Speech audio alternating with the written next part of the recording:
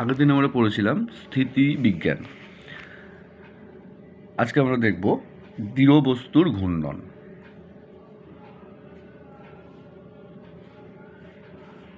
দৃঢ় বস্তুর ঘূর্ণন আসলে বৃত্তীয় গতিতে আমরা পড়েছিলাম যে একটা অক্ষের চারদিকে একটা কণা যদি অক্ষ থেকে নির্দিষ্ট দূরত্ব ধরে সে যদি গতিতে চলে তাহলে কিন্তু সে এরকম একটা বৃত্ত পথে ঘুরতে থাকে। এটাকে আমরা বলেছিলাম বৃত্তীয় গতি।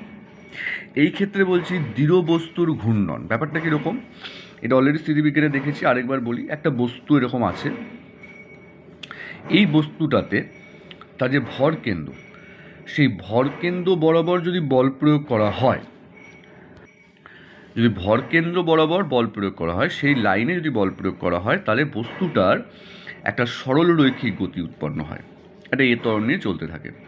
কিন্তু যদি আমরা বস্তুটাতে ভর কেন্দ্র থেকে অন্য লাইনে বল প্রয়োগ করি, তখন এই বল এবং বিপরীত দিকের যে ঘর্ষণ বল, এই দুটো বল তখন এর মধ্যে একটা দ্বন্দ্ব তৈরি করে।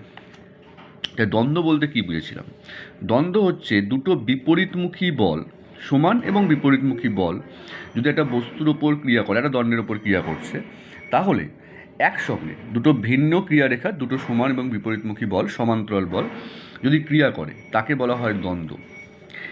এর ফলে এই যে দ্বন্দ্ব, অর্থাৎ এইখানে একটা এফ বল, এখানে একটা এফ বল প্রয়োগ করা হলো, এটা এ, এটা বি। দেখা যায় এই বল প্রয়োগ করার ফলে এর মধ্যে, এই দণ্ডটার মধ্যে একটা ঘূর্ণন প্রবণতার সৃষ্টি হয়, এটা ঘুরতে চায়।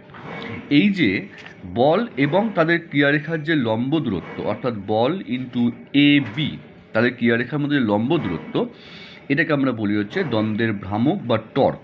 এ কিন্তু ঘূর্ণনের জন্য রেসপন্সিবল, এর জন্যই কিন্তু একটা দণ্ড ঘোরে। তাহলে সরলরৈখিক গতির ক্ষেত্রে বল প্রয়োগ করলে বস্তুটা সরলরৈখিকভাবে চলতে থাকে, এ ত্বরণ নিয়ে চলে বা সমবেগে চলে, সেক্ষেত্রে বলের কারণে চলে। ঘূর্ণন হয় কিন্তু টর্কের কারণে। টর্ক মানে বল ইন্টু সেই বলের ক্রিয়ারেখার লম্ব দূরত্ব। যদি আমরা ভেক্টর দিয়ে লিখি তাহলে সেটা হবে আর ক্রস এফ, যেখানে আরটা হচ্ছে ওই দুটো বলের মধ্যে লম্ব দূরত্ব। এখানে কিন্তু ঘূর্ণনের জন্য সবসময় দুটো বল লাগবে, সমান এবং বিপরীতমুখী দুটি বল, এবং তাদের মধ্যে দূরত্ব সেটাও কিন্তু এখানে গুরুত্বপূর্ণ ঘূর্ণনের ক্ষেত্রে। টর্কের একক তাহলে কী হতে পারে? বলের একক হচ্ছে নিউটন, আর এটা হচ্ছে মিটার, তাই টর্কের এসআই একক হবে নিউটন মিটার, আর সিজিএস একক হবে ডাইন সেন্টিমিটার। এটা হবে টর্কের একক। এবার ধরা যাক, যেমন একটা বস্তুতে বল প্রয়োগ করলে তার যদি একটা নির্দিষ্ট পরিমাণ সরণ ঘটে, আর পরিমাণ সরণ ঘটে, এই একটা বস্তু রয়েছে, তাতে আমি এফ বল প্রয়োগ করলাম, বস্তুটা আর দূরত্ব সরে গেল। সেই ক্ষেত্রে আমরা জানি কৃতকার্য সমান সমান হয় বল ইন্টু সরণ। একই রকমভাবে এইখানে যদি একটা এরকম দণ্ড থাকে বা একটা কোনো বস্তু থাকে, সেখানে একটা এরকম বল প্রয়োগ করা হলো, আর বস্তুটা এরকম একটা কোণে ঘুরে গেল, এই থিটা কোণে বস্তুটা ঘুরে গেছে। তাই সেই ক্ষেত্রে এই ক্ষেত্রে টর্কের দ্বারা কার্য হবে torque into theta, torque into theta, অর্থাৎ সেই ক্ষেত্রে হবে হচ্ছে কার্য হবে টর্ক বা বলের ভ্রামক ইন্টু কৌণিক সরণ, এটা হলো কার্য। টর্ক দ্বারা কৃতকার্যের ফর্মুলা হচ্ছে এইটা, যেরকম বল দ্বারা কৃতকার্যের ফর্মুলা হয় এইটা, একই রকমভাবে এই ক্ষেত্রে এটা হয়। এবার আমরা যদি টর্ক বার করতে চাই, ধরা যাক একটা বস্তু এই একটা অক্ষকে কেন্দ্র করে ঘুরছে ওমেগা কৌণিক বেগে, ওমেগা অথবা আলফা ত্বরণ নিয়ে। তাই এখানে আমরা একই রকমভাবে ধরি একটা কণা M1 যার দূরত্ব R1 অক্ষ থেকে, এটা M2 যার দূরত্ব R2, এটা M3 যার দূরত্ব R3, এরকমভাবে অনেক কণা এখানে রয়েছে। তাই টর্ক এই প্রত্যেকটা কণার, প্রথমে বলি M1 কণার ওপরে যে বলের ক্রিয়ায় ও ঘুরছে সেই বলটা কত, সেটা যদি F1 বলি, আমরা সেটা জানি কী হয়, M1 A1। এখন A1 মানে কি? A1 মানে হচ্ছে আলফা R1, তাহলে M1 R1 আলফা, কারণ এ মানে হচ্ছে R1 আলফা, এটা আমরা আগে দেখেছি যে রৈখিক ত্বরণ মানে হচ্ছে R1 ইন্টু কৌণিক ত্বরণ। একই রকমভাবে F2 সমান সমান কী হবে, M2 A2, তাহলে M1 R2 আলফা। তাহলে টর্ক সমান সমান কী হবে, R1 F1 plus R2 F2 plus এরকম মোট, কারণ টর্ক মানে আমরা লিখেছিলাম RF, তাহলে R1 F1 R2 F2 চলবে। এখন যদি F1 এর ভ্যালুটা আমরা এখানে বসাই এইটা, তাহলে দাঁড়াচ্ছে কীরকম, M1 R1 square alpha plus M2 R2 square alpha plus চললো। এখানে যদি আমি আলফা কমন নিই তাহলে আমরা কী পাচ্ছি, M1 R1 square plus M2 R2 square plus dot dot dot যতগুলো কণা রয়েছে, অনেক কণা আছে বাইরে আলফা। এই যে টার্মটা এটাকে আমরা বলি আই।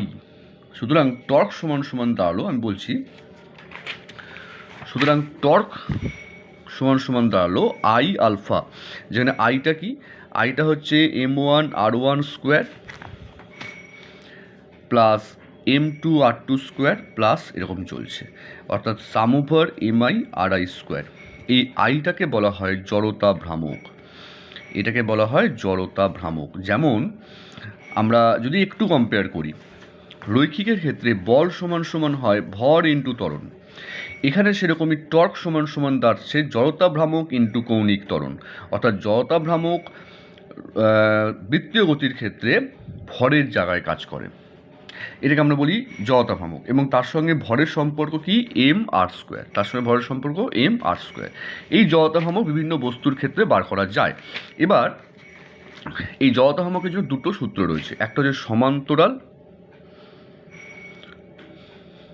সমান্তরাল অক্ষ সিস্টেম, এরকম একটা ল হয়, আরেকটা হয় পারপেন্ডিকুলার অ্যাক্সিস সিস্টেম। সমান্তরাল অক্ষ উপপাদ্য, আরেকটা হয় লম্ব অক্ষ উপপাদ্য। সমান্তরাল অক্ষ উপপাদ্য, এই উপপাদ্যটা আমি বলছি, প্রমাণটা বই থেকে পেয়ে যাবে।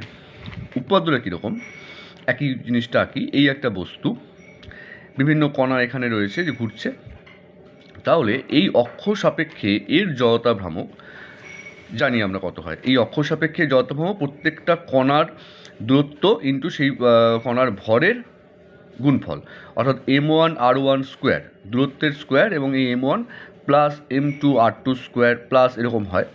এইখানে এটা বলছি একটু অন্যরকম, যে এর সাপেক্ষে এই বস্তুটার জড়তা ভ্রামক হচ্ছে এর যে সেন্টার অফ মাস, ভরকেন্দ্র, ধরা যাক এটা হচ্ছে ভরকেন্দ্র, এই ভরকেন্দ্রকে কেন্দ্র করে যদি আমরা একটা অক্ষ টানি, এই অক্ষের সাপেক্ষে এই কণাগুলোর জড়তা ভ্রামক বার করব। এই অক্ষ সাপেক্ষে, যেটা কোনখান দিয়ে যাচ্ছে, ভরকেন্দ্রগামী যে অক্ষ, তাহলে ভরকেন্দ্রগামী অক্ষ সাপেক্ষে বস্তুটার জড়তা ভ্রামক প্লাস ভরকেন্দ্রে যে মোট ভর বস্তুর সেটা ইন্টু এই দূরত্বটা, যদি এটা আর ধরি, এই দূরত্বে আর ধরি, বস্তুটার মোট ভর যদি M ধরি, তাহলে এই যে জড়তা ভ্রামক, এই বস্তুটার জড়তা ভ্রামক এই অক্ষ সাপেক্ষে সমান সমান বস্তুটার জড়তা ভ্রামক সেন্টার অফ মাসের সাপেক্ষে, অর্থাৎ যেটা এখান দিয়ে যাচ্ছে, প্লাস বস্তুটার মোট ভর ইন্টু যেখানটা ভরকেন্দ্র তার সঙ্গে এই অক্ষের দূরত্বের স্কোয়ার। এটাকে আমরা বলি হচ্ছে সমান্তরাল অক্ষ উপপাদ্য। আরেকবার বলি, আমি চাইছি এই বস্তুটার জড়তা ভ্রামক এই অক্ষ সাপেক্ষে সেটা সমান সমান হবে এই বস্তুটার জড়তা ভ্রামক সেটা ভরকেন্দ্রগামী অক্ষের সাপেক্ষে প্লাস বস্তুটার মোট ভর ইন্টু ওই ভরকেন্দ্র থেকে অক্ষের দূরত্বের স্কোয়ার। আরেকটা হচ্ছে লম্ব অক্ষ উপপাদ্য। এটার ক্ষেত্রে ধরা যাক আমার তিনটে অক্ষ রয়েছে, এক্স, ওয়াই, জেড। একটা বস্তু এই এক্স ওয়াই তলের মধ্যে রয়েছে, তাই সেই ক্ষেত্রে এই বস্তুটার জড়তা ভ্রামক এক্স অক্ষ সাপেক্ষে সেটা আই এক্স, এই বস্তুটার জড়তা ভ্রামক ওয়াই অক্ষ সাপেক্ষে সেটা হচ্ছে আই ওয়াই। বস্তুটা রয়েছে এক্স ওয়াই তলে, অর্থাৎ এই তলটায় বস্তুটা রয়েছে, এই তলের উপরে, তাহলে এই বস্তুটার জড়তা ভ্রামক এক্সের সাপেক্ষে প্লাস এই বস্তুটার জড়তা ভ্রামক ওয়াই অক্ষ সাপেক্ষে সেটা সমান সমান হবে এই বস্তুটার জড়তা ভ্রামক জেড অক্ষ সাপেক্ষে, যেটা কিনা বস্তুর উপরে লম্বভাবে দাঁড়িয়ে রয়েছে। এটা হচ্ছে লম্ব অক্ষ উপপাদ্য।